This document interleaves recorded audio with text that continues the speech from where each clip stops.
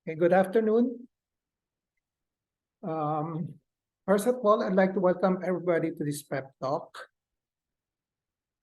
As a reminder, please mute yourself, but always show your video picture. Sign in your name, your Facebook account, or email address in the chat box. Please include the names of companions attending with you. Use the chat box to ask questions and make comments while the pep talk is on. There will be group pictures at the start and end of the pep talk, so please show your beautiful faces. Another reminder, please take the online Learning Kum evaluation test exercise for mastery of learning and have a perfect score to get the certificate like the one shown here. I have placed the link in the chat box. Another reminder, 50 OLETE certificates. After obtaining 50, you're entitled to one voucher for a free ROJoson telemedical consultation. Another request is that please type in your feedback in the chat box during the open forum and before we adjourn. Thank you. Let's now have a group picture taking before we start the pep talk proper in 2 minutes.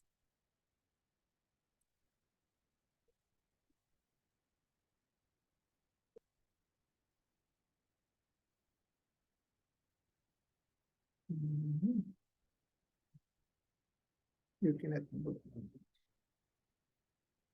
Okay, one. Ready? Okay, are you all ready? One. Catherine Espero, yeah, okay. Rochelle de la Cruz. Rochelle, you want to join us in the picture taking, Rochelle? Yes, Doc. I don't know what's wrong with my camera. It's not showing, but I turned it on already. Alright, okay. 1, 2, 3.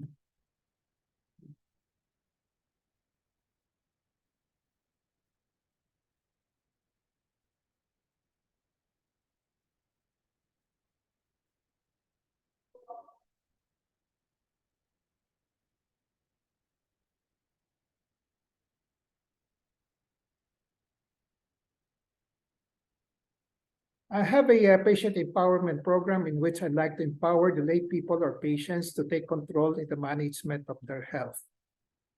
I started the pep talk on May 15, 2021. There are 3 courses in the pep talk. I completed the core course on October 9, 2021. From October 23, 2021 onwards, I've been tackling health disorder and health issue courses. This may take 3 years or longer depending on the enthusiasm and perseverance of everybody. My pep talk today is entitled Health Care Decisions Day Awareness. This is in consonance with the advocacy of Health Care Decisions Day in the US in April 16, 2023. The empowerment objectives for the lay people to have a basic understanding of the Healthcare Decisions Day awareness in their health management.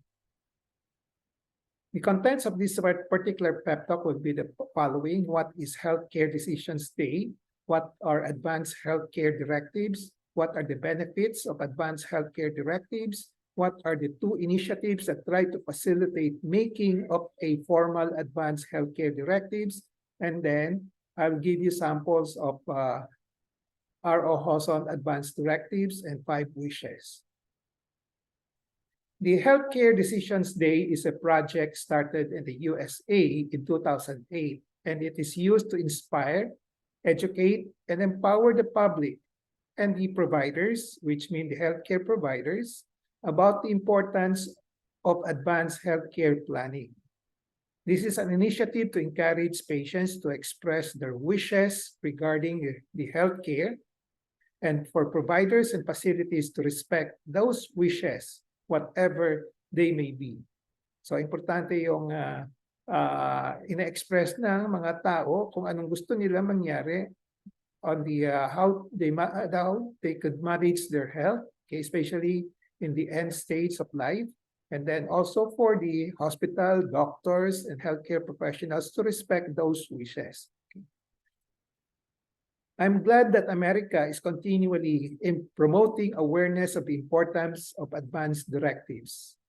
In America, April 16 has been declared as the National Healthcare Decisions Day, This is part of a national campaign to encourage the Americans to complete their advance directives or living wills and document their desires regarding medical treatment at the end of life. So the focus of these advance directives will be on the medical treatment at the end of life. So near the terminal stage of life. Okay. Personally, I support this project. In the Philippines, there's no such formal and wide-scale initiative yet in the Philippines. But informally, there are moves to promote advanced directives, especially those in the terminal stage and confined to in the hospital. In the Philippines, I think we should have a national campaign similar to that in the USA to encourage more Filipinos to make their advanced directives or living wills. Awareness and advocacy campaigns should be conducted by both the physicians and healthcare institutions, regardless of the specialty. So at the moment, most of the people most of the doctors familiar with the advanced directives are those in the hospice or the hospice specialists. But this should be done by all the doctors, regardless of the specialty. Advanced care planning starts with talking with your loved ones, your relatives, your friends, your significant others, your healthcare providers, okay? And as I said, even your friends, and all are important steps to making your wishes known. So these conversations, making your wishes known, will relieve the loved ones and the healthcare providers of the need to guess what you want if ever you are facing a healthcare crisis. Para alam na nila kagad kung anong gusto natin o kung anong gusto niyo. Na? Okay. So you just tell them what are your wishes aside from putting it on paper on a formal document called the Healthcare Advanced Directives, which I will show you, which I will explain more later on. Advanced directives are the main targets of the healthcare decisions day. Advanced directives are legal documents. So these are the living will and the healthcare power of attorney that allow you to plan and make your own end-of-life wishes known in the event that you are unable to communicate. Kung di na kayo makasalita, let's say comatose na kayo, no? Di na kayo makakaintindi, no? So this is the a backup for what you want to express to your doctors and also to your relatives. As early as 2006, personally, I have made a formal declaration of my wishes on how I'm going to die. I have made an advance directive or living will, and the other term for this is the advance directive. I have been regularly updating my advance directive almost every year. May konting changes, but practically the same. And I have not made my living will notarized since 2006. Because a common practice or expectation is that advance directives should be notarized. Kaya in the earlier slides, I mentioned yung mga legal documents. I also mentioned about power of attorney. But here I don't, as I said, most of the time it should be notarized, making them legal documents. So as to prevent conflicts between patients and relatives. Kung minsan nag-aaway yung mga relatives sa kanyang pasyente, kung anong gusto ng pasyente. Okay, kung minsan nag-aaway among the relatives also, okay, and also yung relatives, the patients, and the healthcare providers, the doctors. Yeah, para malinaw, i-document lang lahat and make it a legal paper. Okay, so for me, I have not notarized it since I felt it's not necessary because I personally think, especially in the context of my family environment. Okay, of course, most of the time it depends on the setting, your family, yung mga relatives mo, kung well coordinated, walang awayan, walang bintangan, walang sisihan, okay?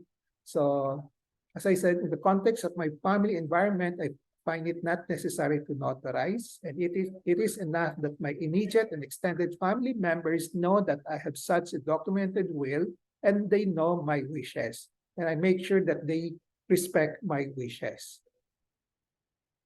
For me and for other people who are making advanced directives, Advance directives will be of great help to my family members, to my physicians, and also to myself in decision-making during the end of life stage. All of us will die at one point or another, and at one point, and then so we will be, we cannot escape the so-called end of life stage. So foremost, these advanced directives will help me die with dignity and with the shortest duration of agony. They will also keep my hospitalization and medical expenses to just the necessary minimum. In the past and at present, I've seen quite a number of patients and relatives suffering physically, emotionally, and financially, and that could have been minimized or if not avoided by the presence of advanced directives and end-of-life counseling by the physicians. It is for this reason that I thought of doing advanced directives also, because I've experienced a lot of people dying, okay, without advanced directives. So my advanced directives can be seen in this particular website. Okay, it's entitled ROJoson Advanced Healthcare Directive and Implementing Guidelines and Instructions.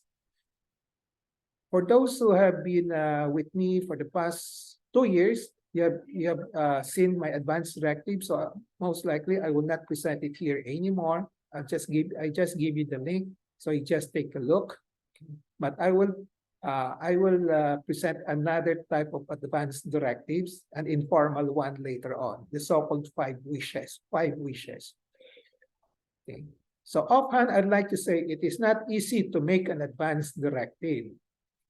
A lot of people do not want to talk and more so to think about death. Kahit na alam natin, darating yon, no? The inevitable event for everyone. A lot of people do not know the healthcare problems and challenges during the near end of life.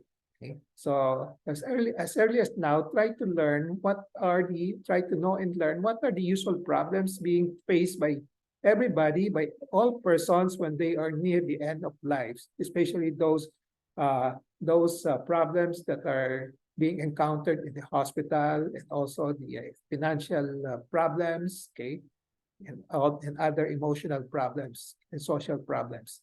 The other reason is that a lot of people do not know what to place in healthcare advanced directives or living will. So it's relatively technical. Yung mga tinatawag na DNR, do not resuscitate, no, do not give IV fluids, do not dialyze anymore.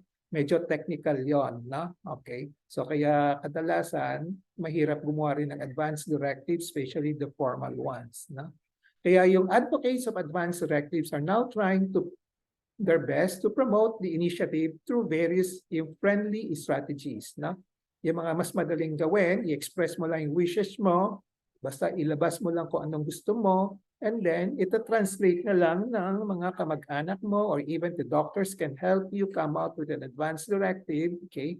So writing down your wishes. So these are the 2 projects that are present currently that I've seen in the internet, the so-called Conversation Project and the 5 wishes, which tries to make advanced directives easier.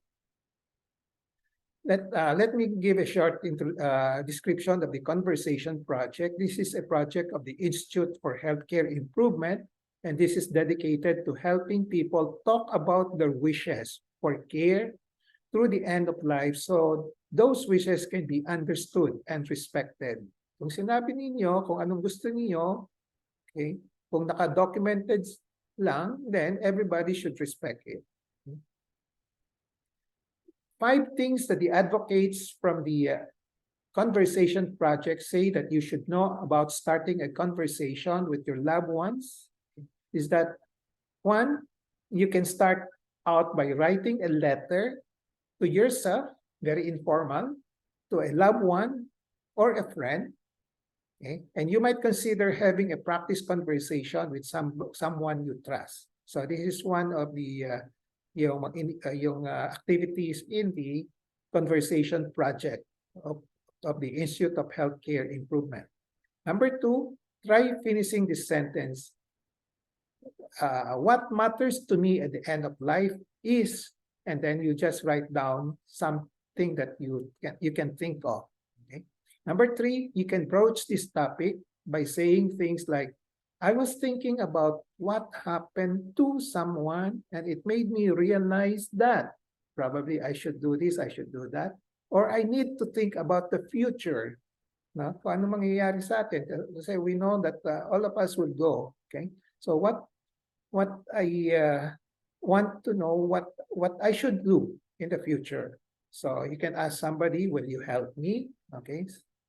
The fourth things that the advocates of Conversation Project is trying to do is to tell you, is to advise you, so you don't have to steer the conversation. Just let it happen. Yung natural ano lang, no? Natural conversations lang.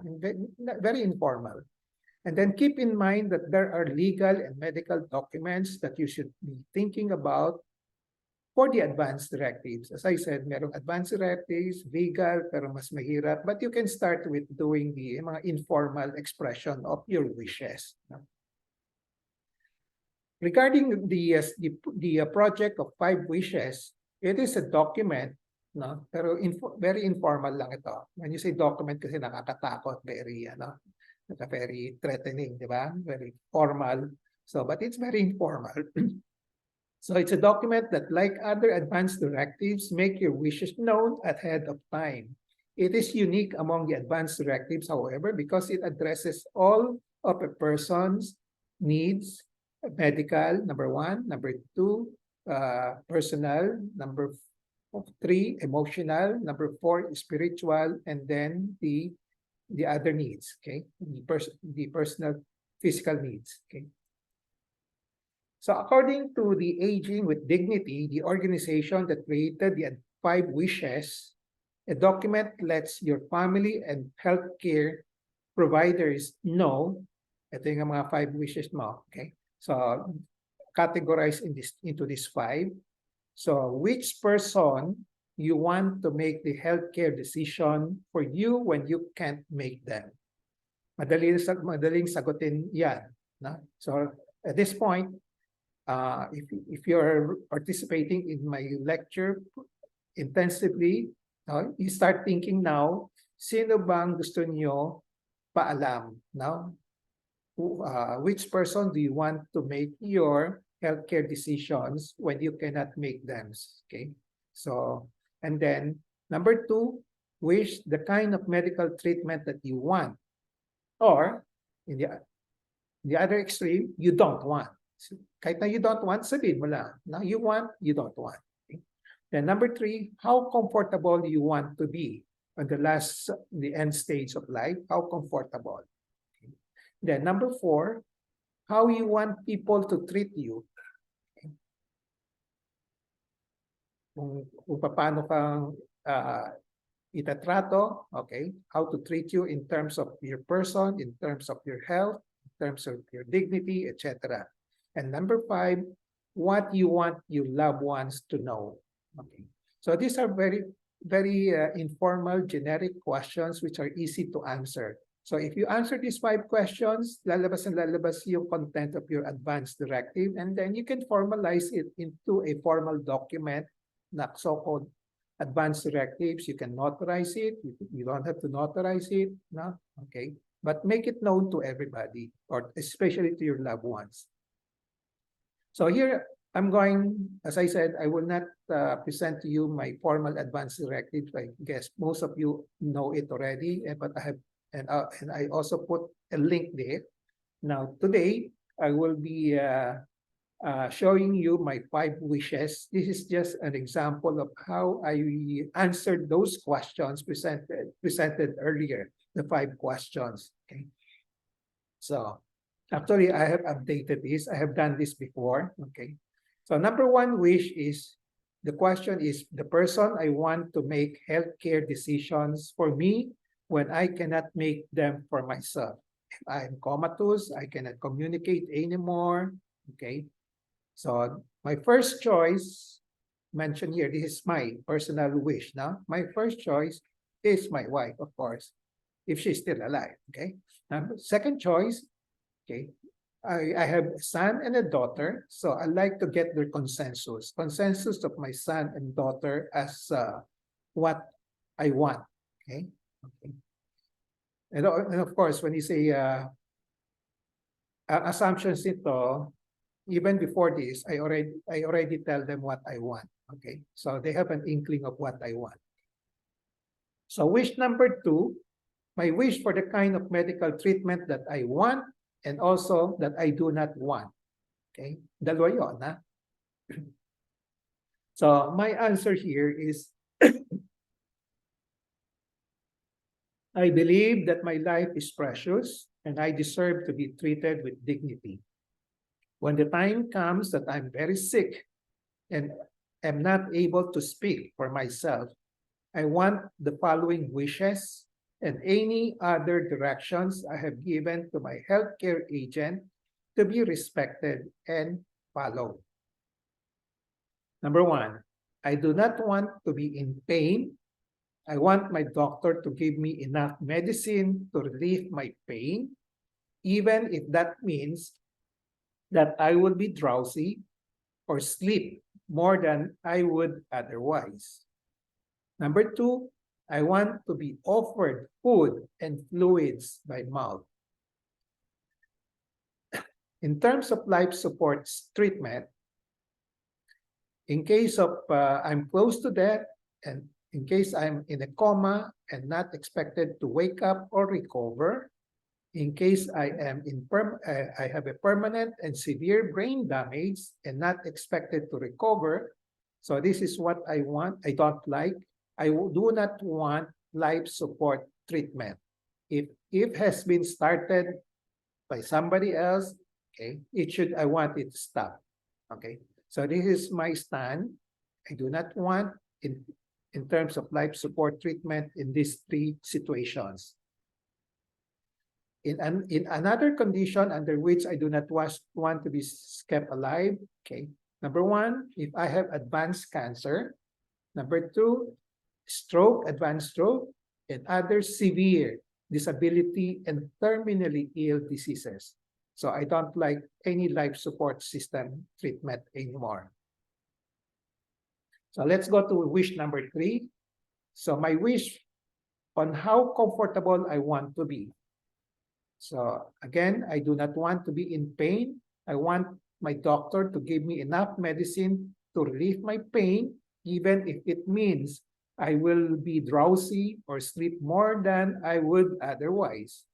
Number 2, if I show signs of depressions, nausea means you feel like vomiting, shortness of breath, hallucinations, I want my caregivers, my doctors, okay, to do whatever they can to help me, okay?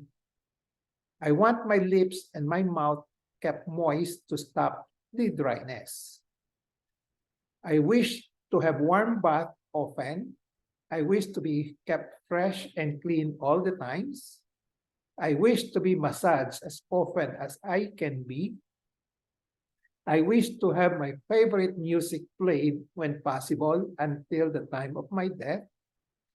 I wish to have personal care like shaving, nail clipping, hair brushing, and teeth brushing, as long as they do not cause me pain and discomfort. I wish to have religious readings and well-loved poems read aloud when I am near death. I wish to have people, especially my family members, with me when possible. I want someone to be with me when it seems that death may come at any time. I wish to have my hand held and to be talked to when possible, even if I don't seem to respond to the voice or the touch of other people. I wish to be cared for with kindness, cheerfulness, and not sadness. I wish to have pictures of my loved ones in my room near my bed. If I'm not able to control my bowel or bladder functions, urinations, I wish for my clothes and bed linens to be kept clean and for them to be changed as soon as they can be if they have been soiled. I want to die in my home if it can be done. So the last wish here, my wish for what I want my loved ones to know. I wish to have my family and friends know that I love them. I wish to be forgiven for the times that I hurt my family, friends, and others. I wish to have my family, friends, and others know that I forgive them for when they may have hurt me anytime. I wish for my family and friends to know that I do not fear death itself. I think it is not the end, but a beginning of a new beginning for me. I wish for all my family members to make peace with each other before my death, if they can. I wish for my family and friends to think about what I was like before I became seriously ill. I want them to remember me this way after my death. I wish for my family and friends and caregivers to respect my wishes, even if they don't agree with them. I wish for my family and friends to look at my dying as a time of personal growth for everyone, including me. This will help me live a meaningful life in my final days. And I wish for my family and friends to get counseling if they have trouble with my death. I want memories of my life to give them joy and not sorrow. After my death, I would like my body to be cremated. My remains should be put in Manila Memorial Park. The following persons know my funeral wishes: my son, my wife, my son, and my daughter. If anyone asks how I want to be remembered, please say the following about me. Say the following about me.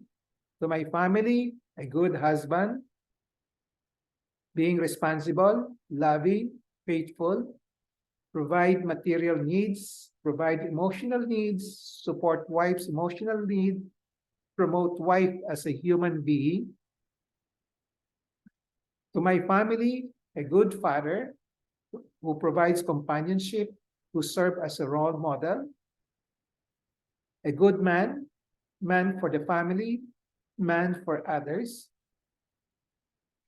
To my acquaintances, to my friends, a good man, man for the family, a responsible father who can provide, who can support, and who can promote children as human beings, and who can provide companionship and serve as a role model to the children.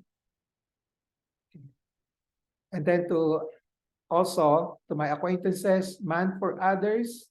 There's man with a vision and mission for himself, for his family, and for his community. Now, the epitaph on my tombstone, I'd like it to be a place, the following: good husband, father, man, physician, and teacher. So at the moment, I'd like my picture to be on the tombstone.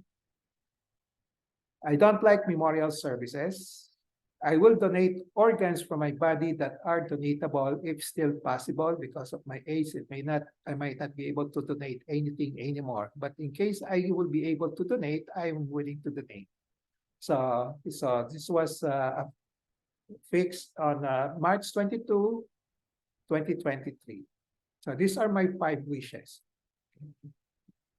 So I've shown you an example of 5 wishes. And aside from that, I have discussed what is Healthcare Decisions Day, advanced directives, what are the benefits of advanced healthcare directives, and then what are the 2 initiatives that try to facilitate making the formal advanced directives more friendly, easier to do. So for me, to repeat, advanced directives will be great help to my family members, physicians, and also to myself in decision-making during my end stage of life. Foremost, they will help me die with dignity and with the shortest duration of agony. They will also keep my hospitalization and medical expenses to just a necessary minimum. In the past and present, as I said, I've been seen quite a number of patients and relatives suffering physically, emotionally, mentally, financially, that could have been minimized if not avoided by the presence of advanced directives. So takeaway in relation to patient empowerment, be always in touch with reliable medical information and advanced directives. Knowledge is power, it gives power. Use the 4Ks of patient empowerment, kaalaman, kakayanan, karapatan, and kapangyarihan to gain greater control over decisions in making advanced directives in One Health management. So with that, I end my pep talk. I hope I empower you to have a better understanding of the Healthcare Decisions Day awareness in your health management. So let's now, before the question and answer reminder, please take the OLETE. The OLETE certificates, 50 will entitle one to a voucher for a free ROJoson telemedical consultation. And then feedback, please type in your feedback in the chat box before we adjourn. And then let's now have a group picture taking before we start the question and answer. Okay.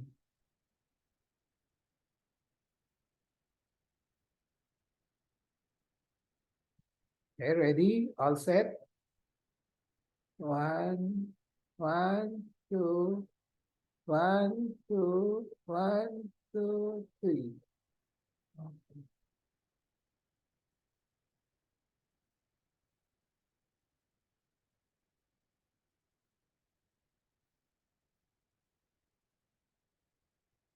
Okay, so the floor is now open to questions, comments, sharing of experience.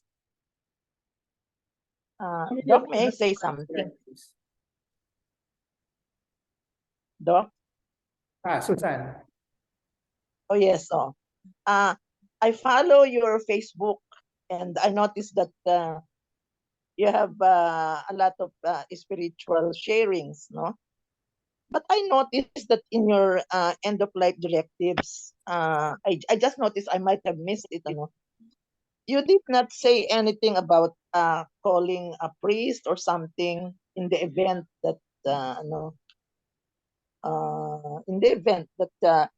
you won't be able to make it or what. Am I correct?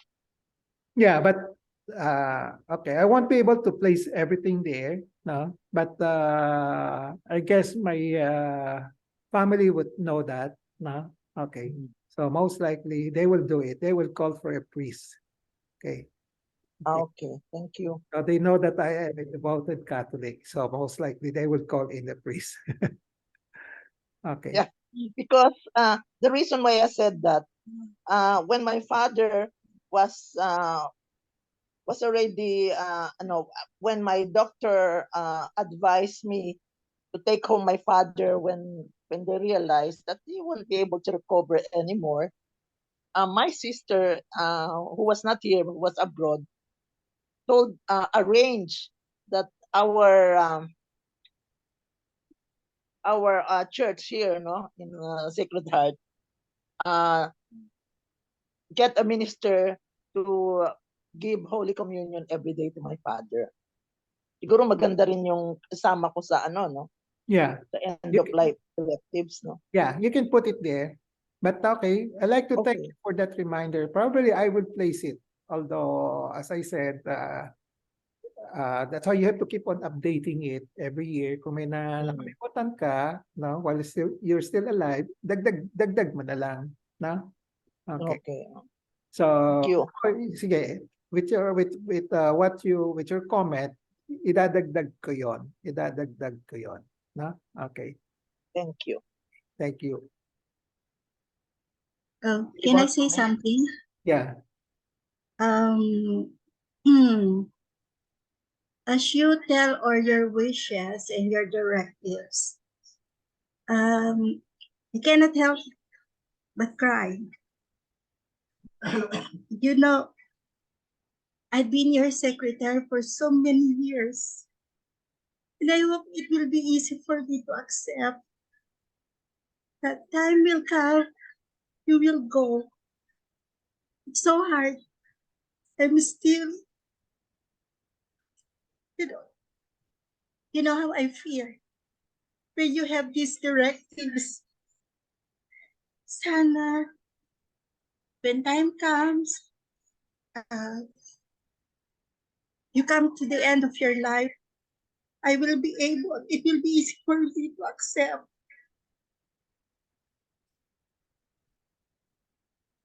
Na wala ka na. Kasi it's so hard. So, I was trying to digest everything that you are lecturing us, telling us what to do, because it is your will and your wishes. But sometimes you have to make it realize for myself that it will really be a hard time for me to accept. Ngayon pala nahihirapan ako.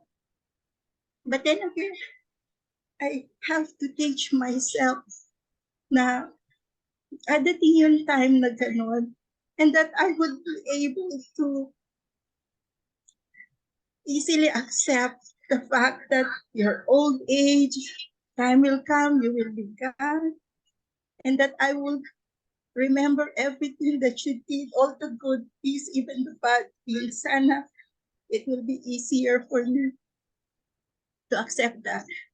It is easier for you to say it, but for people like me, or maybe the other patients that you have, won't be so easy for us, more especially for me, because I think I've been your secretary for 37 years, more than you and your wife na magkasama kayo. So I know the first in and the first out, the last in and the last out. So from day on forward, I will teach myself to make it easier for me to accept everything, every wishes, everything that you want for your life when time comes. So maybe the pandemic taught me a lot better. Kasi for about 3 years, hindi tayo masyadong magkasama every day. Hindi tayo masyadong nag-clinic, Tuesday, Thursday, and Saturday. And then after the pandemic, so 3 years with not being together as often as we are every Tuesday. So I'm trying to accept everything on my own. I'm trying to learn everything. If time comes when you're gone, it will really, really, really be easier for me to let it go. Kasi I've known you for so long. You're such a good man. You're such a good doctor. You're really a good provider, not only to your family, but for me, as your secretary. We talk about life. You know, sana it will be really easier for me to accept it. Kasi you've been a family to me. And I know the same way with the patients, kasi you cannot easily say na, I will easily be forgotten because I'm done. No, it will be so hard. So, sinasabi ko nga kay Christy kanina na, ano ba yan, naiiyak ako doon sa mga sinasabi mo. Kasi I can really feel you, and I know that other patients feel me too, and feel you. Kasi parang, you know, it's really so hard. And I wish I could, I say it could be easy for me to accept that as your other family. You know, kasi I have an experience. I have 5 brothers. My 3 brothers asked me to bring them home in my hometown sa Quezon. So, ang sabi nila sa mga wife nila, pag namatay sila, buburo lang sila ng ilang days sa kanila, and then I will bring them home sa amin sa Quezon.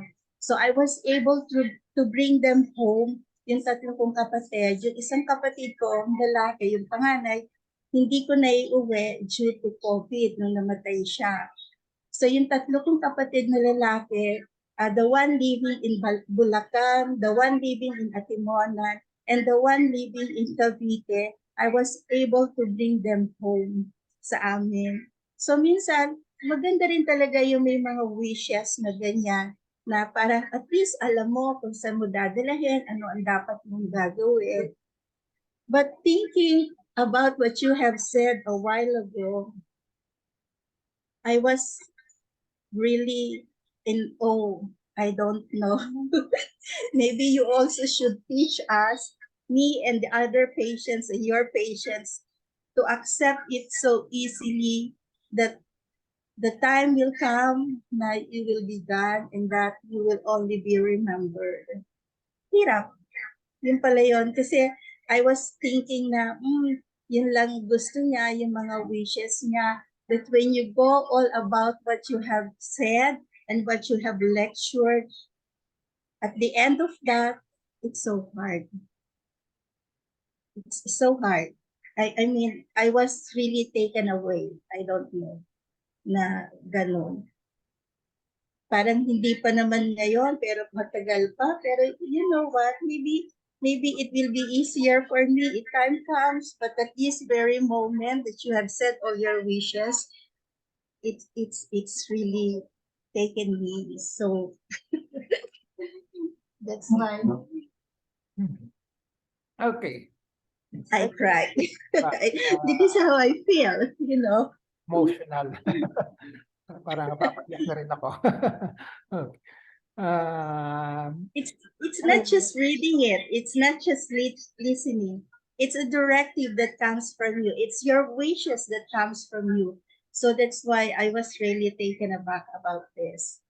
mhm. And matagal ko na rin nabigay sa iyo yung logical letter ko sa iyo. I don't know if I still remember what I said there, but still sabi ko nga, Yeah. ngayon ko lang na-feel na, oh nga, paano pag dumating ka, will it only be your wife, your son, and daughter who will be accepted?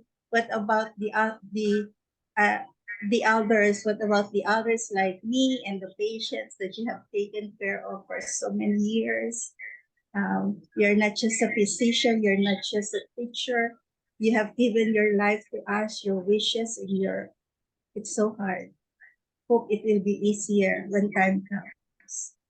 Yeah, Or just- maybe I'm not your secretary when that happens, so it will be easier for me. Because, yeah. you know, Yeah. that's it. Yeah, tama yung sinabi mo. That's being the realistic things happening, no? How people will react to people whom they love, and then who die, di ba? Okay. But initially, hindi mo matanggap the somebody whom you love and who died, no? But eventually, you will come to term with it, no? Ganun talaga ang buhay, no? Okay. So even though ako, when I do all this advanced directive and also my 5 wishes, it's more on acceptance of the reality, okay, and then preparedness for it. No? Okay. So it's not easy also as a human being. No? Kaya minsan you feel depressed that why do you have to go through this one? No? Okay. But after more analysis, more meditations, you will come to accept it. No? Talagang mahirap i-accept talaga, no? Okay. So you just have to keep on trying, no? Okay. So even thinking of my relatives, my wife, my son and daughter, someday something might happen to them. Okay, of course, I always pray, sana akong mauna, okay, kaysa silang mauna, na it can happen, di ba? Okay. So you also are anxious, you worry about them also, di ba? Mahirap. Parang anxious, let's just call it anxiety reactions, no? Not really depressions, but you are saying, baka kung ano mang mangyari sa kanila, no? Ganon. Ganun din sa mga relatives ko, mga friends, di ba? Whenever I heard somebody die, no? Good friends, no? I just have to accept it and then just pray for them, no? And then probably, I always psychologize myself nowadays is that yung friends, good friends that I know who died earlier, sabihin ko sa kanila, ay tapos na yung mission nila, kaya kinuha na sila ng God. No? Ako hindi pa ako tapos, kaya sorry na lang, andito pa rin ako, naghihirap ako sa mundo, ganon. No? So that's how I rationalize things so that to keep me in touch with reality, no? To keep myself sane, no? Because kadalasan madidepress ka pa rin, di ba? So you just try your best lang, no? Okay. So thank you for Sana you could have just the, given other persons example. You see, when it's you have given your directives and you signed it, so it means to say it's really you. It comes from you. So all your wishes and your directives when it comes to your life comes. Parang, oh, this is reality.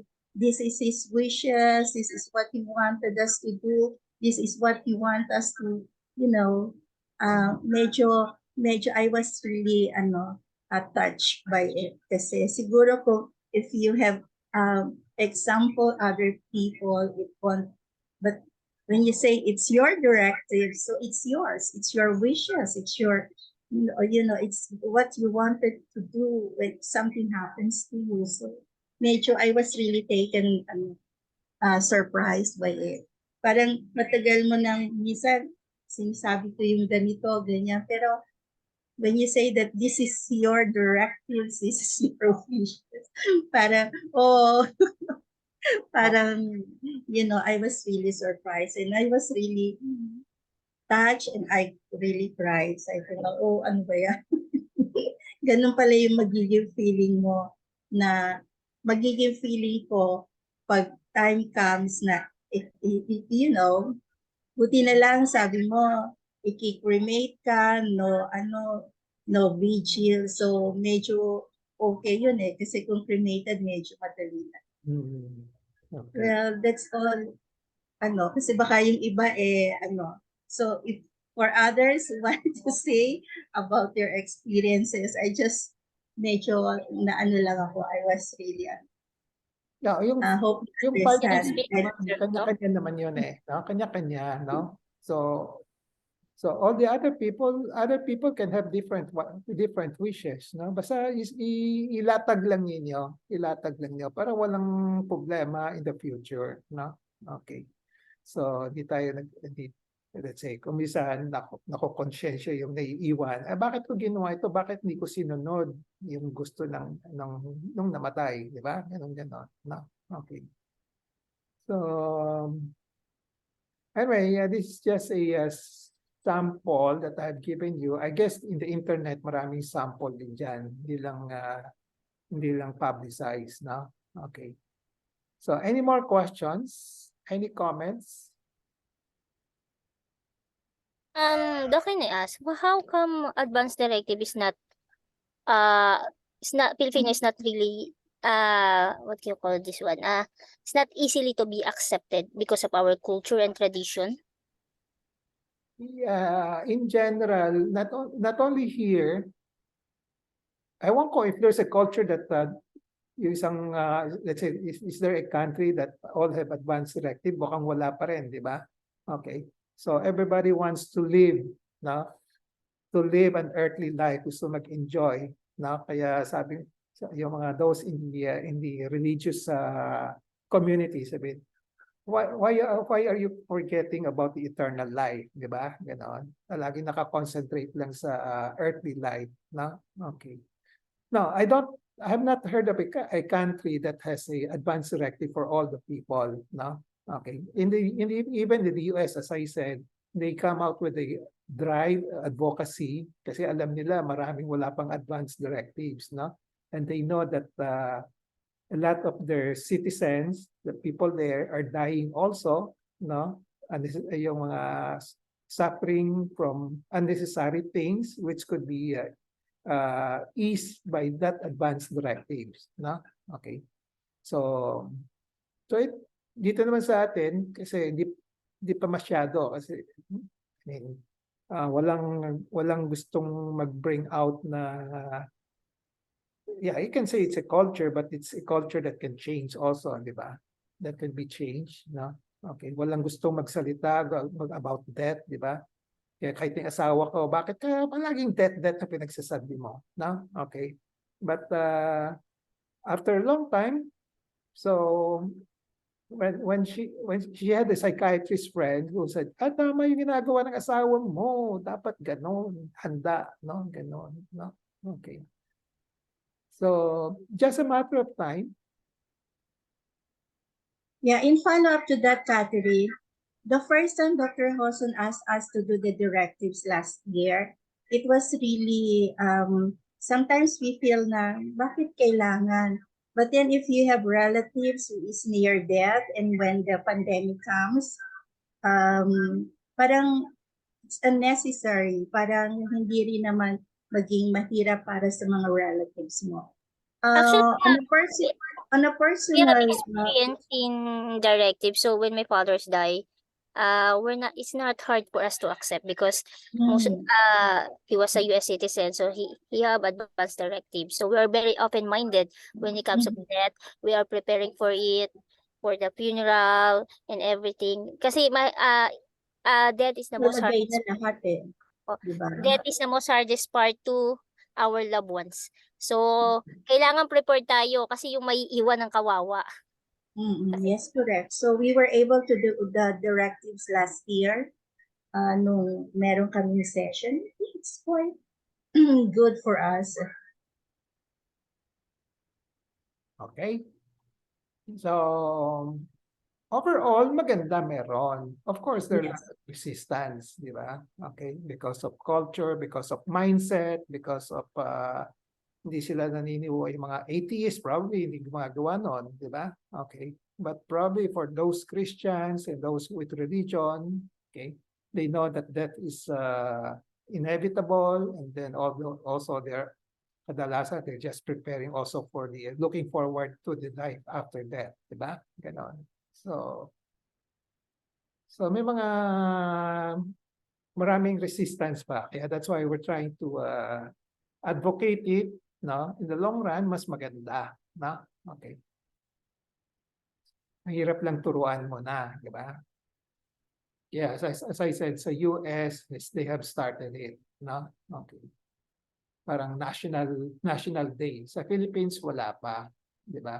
But may mga hospice tayo, hospice care. Dapat meron ng mga advanced directives din yun. No? So as I said, informally, we have maraming pasyente na pumapasok sa hospital. Kung nakita nila talagang wala ng pag-asa, no? They will sign a document already, no? Na do not resuscitate anymore. No? Okay. Do not dialyze anymore. Okay. So those are part of advanced directive. Pero ito yung mga advanced directive usually madalian lang. No? Okay. So hindi long-term preparation. Okay. So pwede na rin yun, pero incomplete. No? Siyempre incomplete because you want to die kasi when you do advanced directive, it also help you live a useful, a meaningful life. Naka-prepared ka na, di ba? Kaysa yung advanced directives na last moment, yung talagang mamamatay ka na, parang mamamatay ka na, tsaka ka magsisisi, magko-confess ka na, di ba? That's how I equate it, no? Okay. Okay. Any more comments? Thank you for your comments, Kathy.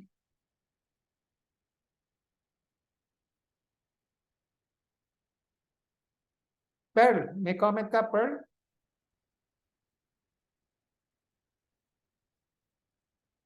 Unmute. Hindi lang kasi naiisip ko, Doktor, para naman nakakaano yung gagawa ka ng parang ina-anticipate mo na ano your death. Kaya lang lahat naman tayo mamamatay, di po ba? Oo. Kaya lang, So, parang kaya sa bagay nandun na lahat para yung mga kamag-anak mo hindi na rin mahirapan pag ano. yeah. Yeah. Halimbawa Just kasi let it out para hindi sila mahirapan. Also, somehow they will learn what you like, di ba? naalala ko nga yan, Kung meron lang yan noon, kasi yung tatay ko nung namatay, doktor, matanda na yon. Kinausap din ako ng doktor noon. Ngayon, nagsisisi ako kung bakit ko pa kasi pinalagyan ng yung, pinutas ba yung dito yung, ano ba yun, yung bubutasin yung nilapunan. Tracheostomy. Oo, kasi kinausap ako ng doktor, sabi niya, gagawin namin yun para maano daw yung buhay niya. Siyempre, anak ako, gusto ko din mahahaba pa ang buhay niya. Pero parang hindi na rin sana, kasi at his age, 90 years old, siyang namatay. Yeah. Kung parang hindi na rin sana napalagyan ng ganun kasi parang naghihirap pa siya. Yeah. Kung if you let it be na lang, walang tubo, parang natural death lang, di ba? Kasi mga doktor kasi kinakausap ka na gawin namin yun para para mabuhay pa. Siyempre, ikaw anak, gusto mo rin siya talaga, mabuhay ang magulang mo. Pero sana, hindi na rin sana kasi parang masakit din yun bubutasan yung lalamunan mo. Ganun. Okay. So part of this empowerment program talk that we're having, no, you should also know your rights, no, yung tatanong ninyo. Kasi a lot of doctors, they will just go lahat gagawin nila, no? So they don't consider the quality of life, ano ang chances na magagaling, chances makaka-recover or hindi. They will do everything that they have to do, no? Okay. So you have the right to talk to them. Ano ba ang chances makaka-recover if I do this, no? Okay. Kung wala na, kung maliit ang chance, wag na lang, di ba? Okay. Okay. Doc, can I say something again? Susan. Yes. Actually, I appreciate your session, especially now, because I recall that when I was taking care of my father here, no, he was mga 84 or 85. And of course, I'm single, no? I was the only one doing that for him. Nagustuhan ko yung, at that time, no, 1994, 1995, I realized na yung doktor na nag-aasikaso sa kanya, he was very, how humane and understanding he was, no? He told me nung time na yon na iuwi mo na lang yung father mo, sabi niya na you take care of him, and then pinag-seminar pa ako ng paano pakakainin, o kaya of course he knows that I'm single, but he told me na ito yung mga pwede mong magawa pa para sa kanya. And then of course I was able to get a helper na pamangkin, no? Only now that I realize na doctors like him and you, they prepare people like us for the inevitable, and at the same time, they prepare us to how we can take care of our loved ones in the event that the inevitable comes at ikaw lang yung gagawa, no? So, alam mo, after this session, I will write down yung directives and wishes because I've never realized that that I should be doing that, especially that yung nga single ako, and although may mga bilin ako or something, they should really be in writing, and of course I love writing also. So thank you so much, Doc. You're welcome. So at least, how many of you have written? Marami kayo may advanced directive na, di ba? So, who went through that course? Jeng, meron na. Si Rochelle, si Lorly, Christy, Mel, Josephine, etc. Si Kat, meron ka na? Kat? I'm starting to write, Doc. Sige. You're starting to have one. Good. Si Charlita Sumilay. So, the rest meron na no? Okay. So, as I said, I have discussed these advanced directives before. So they have done their advanced directives. So I'm glad, Susan, you will do one. Okay. Yes. Para lalo na yung nga, nag-i-start rin ako, and I have limitations. Sige, thank you, Doc. You're welcome. Okay. Okay, any more comments? It's 3:05. So, there are no more comments. We'll call it a day. Wala na? Walang pahabol? Wala na siguro. Okay. No comments in the chat box. Wala. So we will have a weekend next Saturday, Holy Saturday, we will not have any pep talk. We will resume after the Holy Saturday. 15. Kailan yun? Baka Doctor. April 15 ba yun? Opo. Anong date yun? Opo, kasi April 15, I think. We will Saturday. do April 15. April 8, no pep talk. Okay. Okay. If there are no more questions, let's call it a day. Thank you very much for attending. Thank you, Lord. Doctor. Doc, Thank you, Doc. Happy weekend. God bless po. po, God bless all.